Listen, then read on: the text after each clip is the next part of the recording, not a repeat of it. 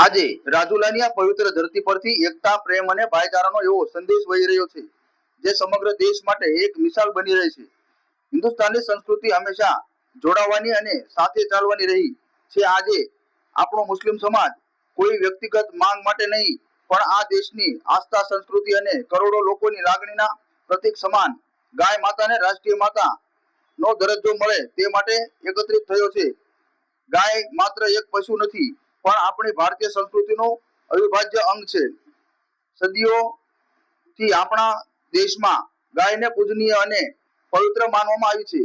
જ્યારે આપણે એક જ માટીમાં જન્મ્યા છીએ, ત્યારે એક જ દેશનો અન્ન જળ ગ્રહણ કરીએ છીએ, ત્યારે આપણા હિન્દુ ભાઈઓની આસ્થા એ આપણી પણ આસ્થા બને છે। ગાય પ્રત્યેનો આદર એ માત્ર એક સમાજનો નહીં, પણ સમગ્ર રાષ્ટ્રનો હોવો જોઈએ।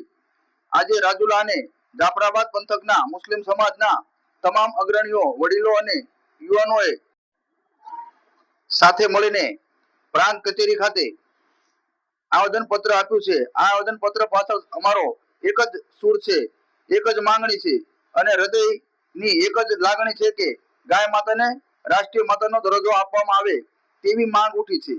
SD news Gujarati, Amreli, reporter Rashid Sumra. आज आवेदन पत्र देवामां आवे छे कलेक्टर साहेबने, અને અમારી એવી માંગણી છે ગાય માતાને રાષ્ટ્રીય પ્રાણી જાહેરાત કરે એવી અમારી મુસ્લિમ સમાજની માંગણી છે રાજુલામાં, અને અમારું આવેદન મુખ્યમંત્રી સુધી પહોંચાડે એવી અમારી માંગ છે। જય હિન્દ, જય ભારત।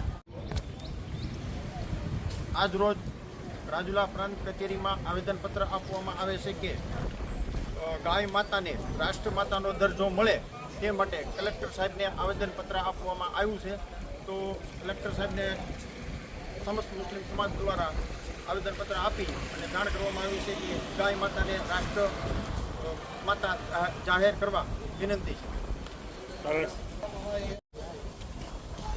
અમરેલી જિલ્લાના રાજુલા ગામે આજે મુસ્લિમ સમાજ દ્વારા ગાય માતાને રાષ્ટ્રીય માતાનો દરજ્જો મળે તે હેતુથી આખા દેશમાં જ્યારે એક માંગ છે, ત્યારે અમારી પણ એક લાગણી અને માંગણી છે કે ગાય માતાને રાષ્ટ્રીય માતા તરીકે જાહેરાત કરે એવી અમારી બધા મુસ્લિમ સમાજની માંગણી છે। અસ્તુ, આભાર।